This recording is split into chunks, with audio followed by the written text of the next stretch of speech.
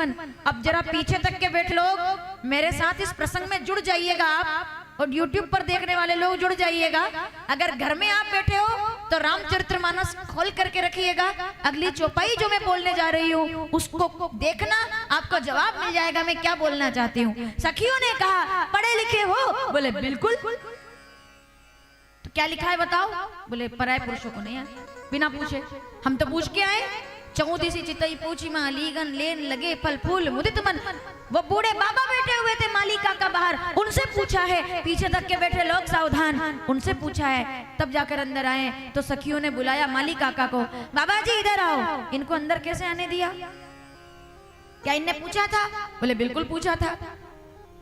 क्या आपने स्वीकृति दी थी? बोले बिल्कुल दी थी। क्यों दी थी?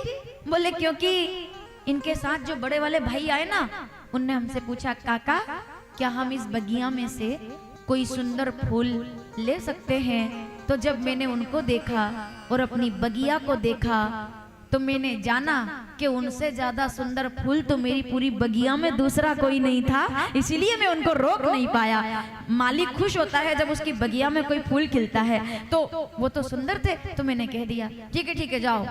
फिर भी आप आए कैसे? लक्ष्मण जी कहते चलो अगर ऐसा है दंडनीय अपराध है तो सजा दे दो। तो सखियां कहती है हम सजा क्यों दे?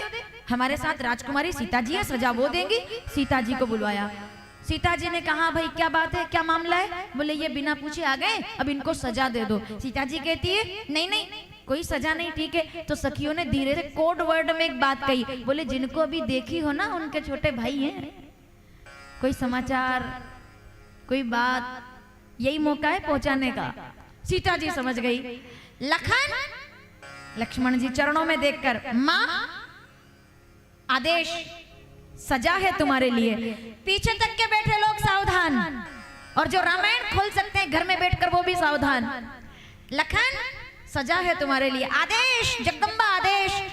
बोले आदेश ये है कि जब धनुष यज्ञ होगा तो बड़े बड़े राजा राजकुमार धनुष उठाने आएंगे और कोई धनुष ना उठा पाए, इसके लिए भोलेनाथ से मैं प्रार्थना कर लूंगी कि धनुष को भारी कर दो। लेकिन जब कोई ना उठा पाए ना, तो मैं राम जी को जानती हूँ, वो सरल है, वो सीधे हैं, आगे रह करके उठकर नहीं कहेंगे कि मैं धनुष उठा सकता हूँ। तो जब वो मौन रहे और वो जब ना बोल पाए, तब तुम सभा में उठ करके ऐसा बोलना कि राम जी को मजबूर होकर के धनुष तोड़ना पड़े।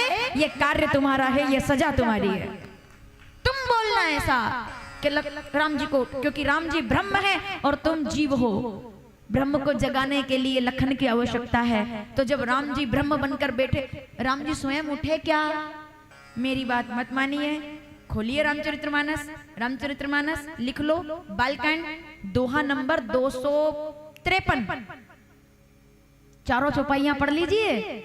लखन सकोप बचन जे बोले, डगमगानी मही दिग्गज डोले।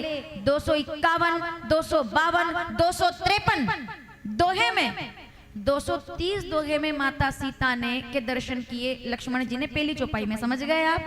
252 दोहे में जाकर के और लक्ष्मण जी ने सजा पूरी कर दी। जब राम जी बैठे हुए थे और बड़े बड़े लोग धनुष नहीं उठा पा रहे थे, तो लक्ष्मण जी ने, जब जनक जी ने कहा कि अब मुझे लगता है कि अब नहीं कऊ माखे भट मानी, वीर विहीन मही में जानी, तब लक्ष्मण जी महाराज क्रोध में आकर कहते हैं महाराज सावधान,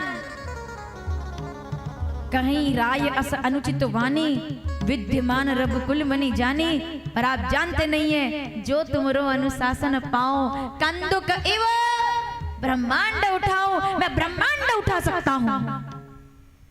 तो जनकपुरी के बर्तन गिरने लग गए लक्ष्मण जी की आवाज सुन के।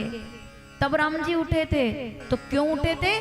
क्योंकि माता सीता ने कहा कि जब कोई ना बोले तब तुम बोलना, तुम्हारे बोलने से राम जी उठ जाए, बस इतना कर देना, यही सजा है।